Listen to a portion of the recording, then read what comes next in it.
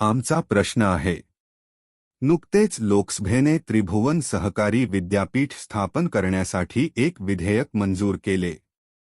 हे विद्यापीठ कोणत्या राज्यात स्थापन केले जाणार आहे? आमचे पर्याय आहेत: अ. पंजाब, बी. उत्तर प्रदेश, सी. गुजरात, डी. हरियाणा.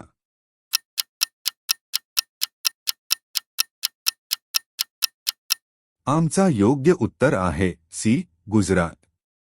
स्पष्टीकरण: लोकसभेने गुजरातमधील आणंद येथे त्रिभुवन सहकारी विद्यापीठ स्थापन करण्यासाठी विधेयक मंजूर केले.